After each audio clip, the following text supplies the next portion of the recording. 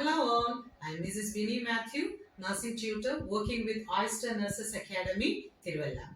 We provide guidance for the prometric examinations to different Gulf countries, Saudi, Bahrain, Qatar, Oman and UAE. Today we'll see about actinomycosis. Actinomycosis is a rare infectious disease in which bacteria spread from one part of the body to another through body's tissue. Over time, it can result in linked abscess, pain and inflammation. Next is the causes of actinomycosis. Actinomycosis happens when the Actinomyces species of bacteria spread through the body because of tissue damage. The bacteria live harmlessly in the body, but they become dangerous if they spread out of their usual environment. This can happen as a result of disease, tissue damage due to injury or surgery. If something sharp pierces the internal body tissue, such as fish bone in the esophagus, the bacteria can spread. Actinomycosis can also happen if there is tooth decay or gum disease.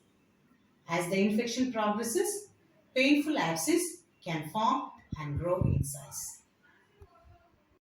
Moving on to the types, actinomycosis can affect almost any part of the human body. Jaw or mouth. This is the most common form of infection caused by actinomyces. Orocervicofacial actinomycosis affects the mouth, jaw or neck. The bacteria that causes this infection typically live in the dental plaque. It can result from dental problems, trauma to the mouth or face, if particles of dental plaque enter the mucous membrane. Next is the lungs. Thoracic actinomycosis can develop in the airways and the lungs. It often happens when people breathe bacteria from the mouth and throat into the lungs. The symptoms affect the lungs first, then they can extend to the area around the lungs, the chest cavity and the upper spine. The person may experience weakness, fever, a productive cough, severe weight loss. Next is abdomen. Abdominal actinomycosis occurs in the abdomen, but it can affect any part of the digestive system. It can happen after an appendix burst or after a person has surgery for appendicitis.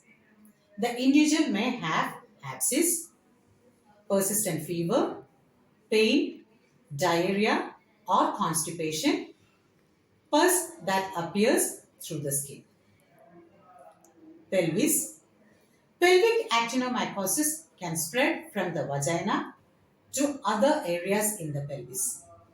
Certain gynecological procedures can increase the risk. Sometimes using an intrauterine device for birth control for a long time can increase the chance of developing this type of infection.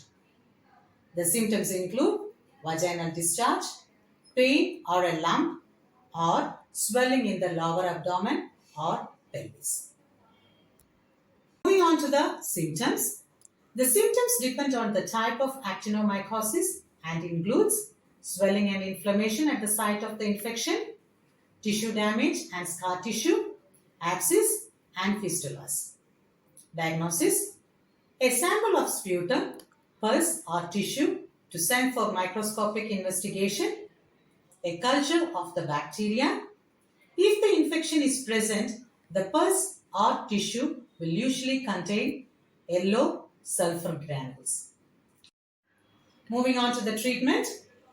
Long-term treatment with antibiotics such as penicillin is common.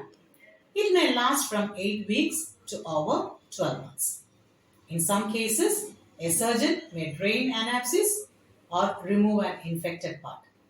After this, the person may need a 3-month course of antibiotics to resolve the problem. Thank you. See you all soon with a new video.